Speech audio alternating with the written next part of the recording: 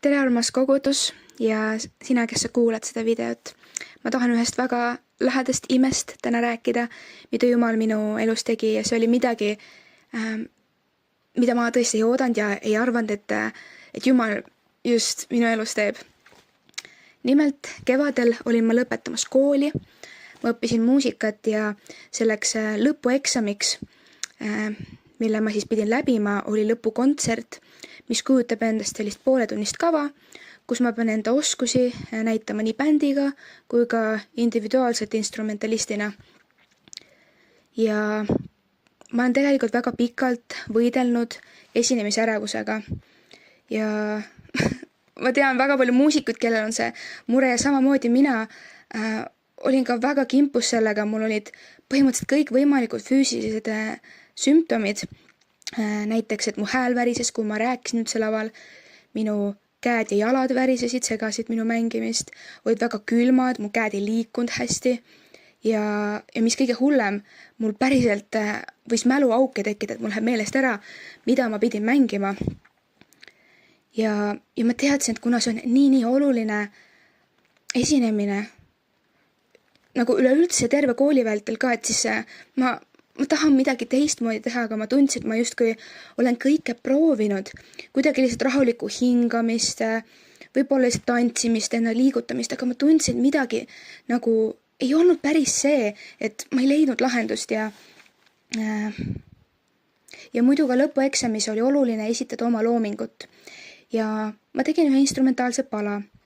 Lihtsalt kirjutasin niimoodi, nii kuidas inspiratsiooni tuli. Ja mõned kuud enne lõpueksamit läksin ma vahetusõpilaseks Madeirale ning me käisime matkamas ja ma sattusin täiesti üksinda ühele mäele, sellise kalju servale ja ma vaatasin seda ilu ja ma lihtsalt hakkasin nutma, sest et püha vaim puudutas mind nii sügavalt ja Jumal ka kõneles, kui väga ta mind armastab oma lapsena. Ja muidugi ma olen seda varem ka kogenud, aga see oli lihtsalt nii eriline hetk ja tolles hetkes hakkas mul ka see minu kirjutatud lugu mängima ja saigi oma tähenduse. Ja ma teadsin, et ma väga selgelt tahan seda oma lõpueksamil rääkida. Ja natuke hiljem Jumal pani ka mulle südamele kuidagi avas seda ärevuse teemat, et see ei ole lihtsalt mingisugused instinktid, mis mul on, vaid see on väga selgelt ka vaimulik rünnak.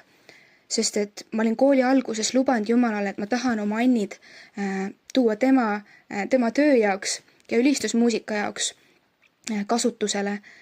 Ja otse loomulikult see ei meeldi hingevaenlasele ja tulevad takistused. Ja ma teadsin, et sel juhul ma pean väga vaimulikult valmistuma ette. Ja ma väga palju palvetasin, lihtsalt tõin korduvalt üle Jumala ette seda, sest muud ma ei teadnud, mida teha. Ma lihtsalt palvetasin ja kui see lõpueksam kätte jõudis, siis tavaliselt esinemispäevadel mul on väga külm, ma olen väga kramplik. Aga too päev, see nii üllatab mind praegugi veel, aga ma olin nii soe, mul oli nii palav ja ma kuidagi praegu, ma julgen öelda, et see oli kuidagi sinna vaimu soojus või kuidagi, et Jumala vaimu oli nii eriliselt mu ümber. Ja ma mäletan, et kui ma läksin sinna lavale, ma ei tundnud mingisugust hirmu ja ärevust ja ma tundsin, et kuidagi täiesti vaikene oli see saal. Mitte lihtsalt füüsiliselt, heliliselt, vaid see saal oli vaikene. Olin ka ainult mina, Jumal ja see muusika. Vahepeal oli minu mingisugune mõte, aga seal ei olnud mitte midagi muud. Sellist ärevat ja segavat. Ja mul ei läinud midagi meelest ära, mu käed ei värisend. Ma sain normaalselt rääkida. Ja peale seda eksamit ma ka nägin, kuidas see lugu, mida ma rääkisin, mõjutas inimesi. See muusika mõjutas ja kõnetas inimesi väga sügavalt. Ja ma nägin, kuidas Jumal sai selle kaudu tööd teha. Ja mis veel parem, ma vabanesin.